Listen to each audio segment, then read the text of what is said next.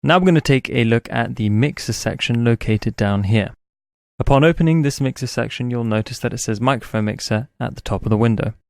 What this is telling us is all the different microphone recordings that were taken at the time of recording the orchestra. So, if we imagine that the orchestra was recorded in a large studio or concert hall, we have a stereo pair of mics here, a pair of mics that's very close. We could consider these mics to be really in the orchestra, then mid and far. Each of these different microphone settings has its own configuration for stereo 1, stereo 2, and surround 5.1. You may want to change these depending on your project or setup. I've turned all these microphones on by clicking on them, but pulled the faders down so we can listen to them individually. Please note that turning the microphones on will take some time to load. In fact, you can see here it's currently taking up 2.96 gigabytes of memory to have them all loaded at the same time. Let's turn them up and down and see if we can get a balance between them that works for our performance.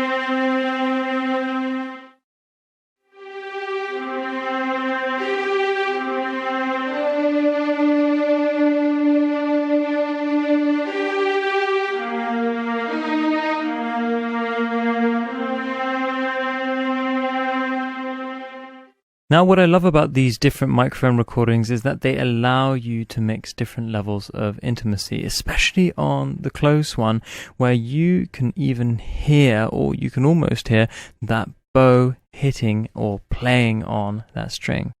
As you move further away, the frequencies start to change a little bit. In fact, the far one starts to feel a little bit more dull. It feels like there are less high frequencies. So not only is this something that is designed to help with the ambience and help with the positioning of where the listener is, but you can either blend them or create different distances and different experiences at the same time.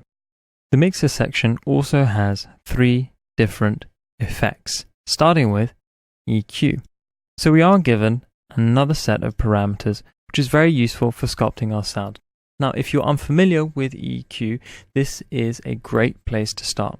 These EQs are all bell EQs, a part of a parametric EQ, and a bell EQ looks like so, like a bell shape like this. Now, there are 3 of them, low, mid, and high. You don't have to open this EQ to use them. I'm just using this as a visual example.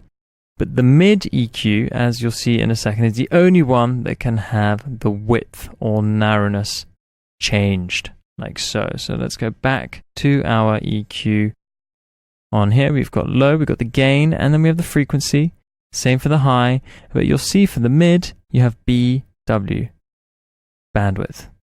So we can have it nice and wide, or nice and narrow. Let's have a go at EQing our strings a little bit to see if we can accentuate some of the higher frequencies.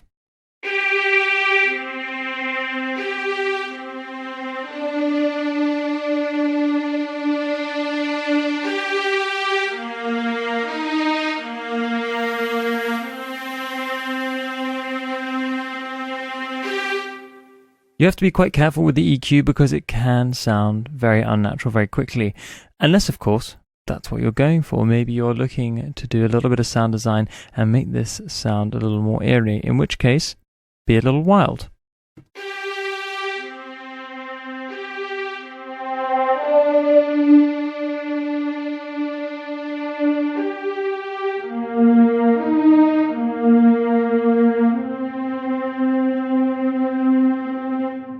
Can be very easy to change the tone. Just note that turning the EQ on and off is just this little dot here, so when it's fully illuminated, it's on, and when it's a sort of hollow dot, it's off.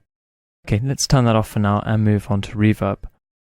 The reverb section is pretty large in the way that you have a lot of selection with regards to the room that you can put your strings in. The room, the space, indoor and outdoor. As a default, it opens with the Cinematic Classic Film. Let's have a listen.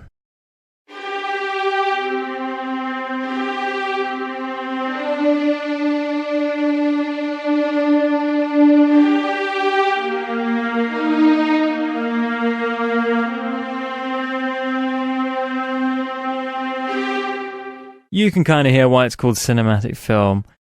Now, I quite like the modern film. I think that's my favorite.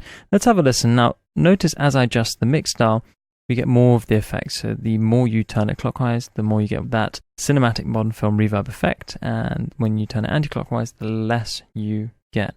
We also have some other parameters here, which are the filter, the high pass and low pass. Now this just allows us to cut out the low or high frequencies. So this one is actually cutting out the low frequencies, and this one is cutting out the high frequencies. A little confusing if you don't know what a high pass and low pass filter are, but they're very useful for cleaning up the reverb a little bit. Sometimes we don't want low frequencies, especially if we have a lot of low notes, and this can sound quite clogged and muddy in the mix. The high frequencies can sometimes sound a little bit harsh or a little bit fragile, especially if you've used the EQ to boost any of those high frequencies. So this gives us another degree of control. Let's try playing with these three parameters now.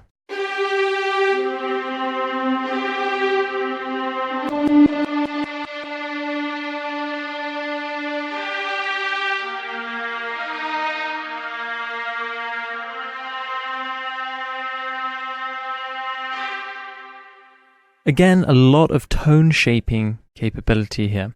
We also have size and delay. So size would be the size of the space.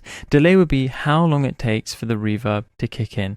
Think about when you're in a church and you shout and you have that echo. That echo is actually a reverb, but the reason why people refer to it as echo is because the reflection from the surface furthest away can take a little bit of time to get to you. Therefore, there is a delay, and therefore people call it an echo.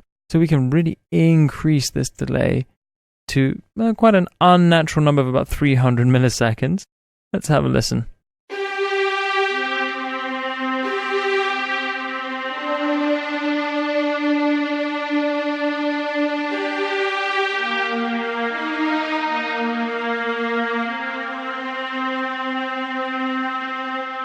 So you can really hear that reverb dragging in about 300 milliseconds later. There are, of course, other presets that you can choose from in the reverb section. So you have cathedral, chamber, room large, room small, hallway, underground, even forest. You can get pretty interesting with these. Let's try indirect trees.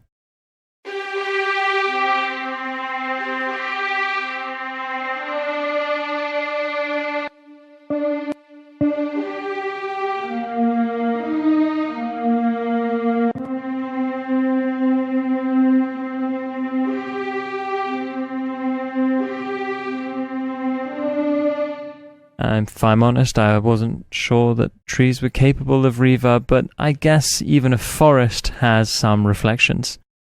Last but not least, we have the compressor. Now, I do recommend using the compressor if things start to get too loud, especially if you're pushing with the dynamics and you notice a huge increase in volume. This can be difficult to deal with at times, or if you're using some pizzicato and you find that they are a bit sharp and a bit punchy, you can use a compressor to tame these.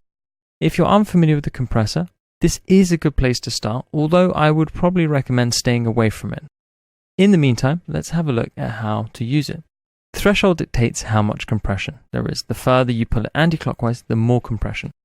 The ratio, think of this as, do you want to deal with the peaks of a sound, or do you want to deal more with the body? So smooth and hard.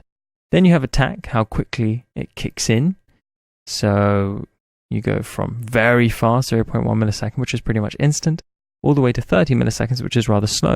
And then you have release, which is how long it takes for the compressor, which is essentially a volume fader, to return back to its 0 point.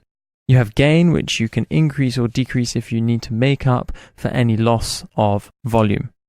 So let's try compression with a really fast attack, sort of a medium release, nice low ratio, and then we'll adjust the gain as we go.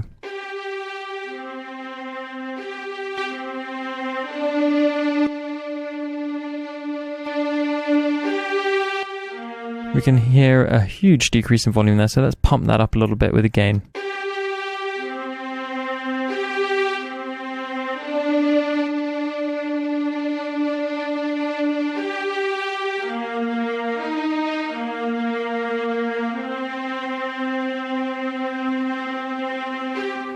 In this instance, the compression isn't really necessary, but you could understand where it could be applicable.